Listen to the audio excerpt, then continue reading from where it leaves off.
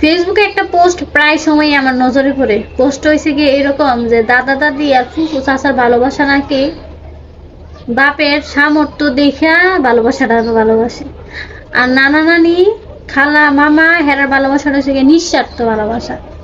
আমিও তাহলে কিছু কই, আমিও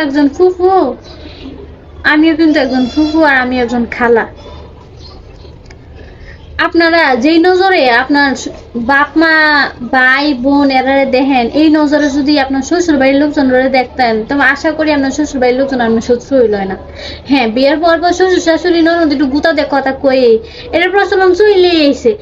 এই গুতা যদি আজীবন ভিতরে রাইখা আপনার এন্ডা বাচ্চা দিয়ে ওর সাথে সাথে কানে ঢুকাইয়া দেন যে তোর দাদি আমার এমনি গুতাইছে, তোর ফুফু আমার এমনি খুঁড়া দিছে, এই করছে এই করছে, তেহারের ভিতরে তো হিংসা ঢুকবো। এই যে ফুফুর আমরা লেগে কিছু করছে না, এটি করে দেখি তো ফুফুরা শাশিরা দাদিরা করে কাছে গেস্ট যায় না। এটি না কইরা বাচ্চা পোলামেন্টের একটু ভালো শিক্ষা দিয়েন। হ্যাঁ, ঝগড়া করার আপনারা কইরেন, বাচ্চারা টাইম নেন না, বাচ্চারা টাইম নেন না, বাচ্চারা নষ্ট করতেছেন আপনারা। একটা বাচ্চারা নষ্ট করার পিছনে মূল কারণই হচ্ছে তার মা, আর বাপরা তো কিতা কইতাম বিজা বিলাইয়ের মতো থাকে বাপটি।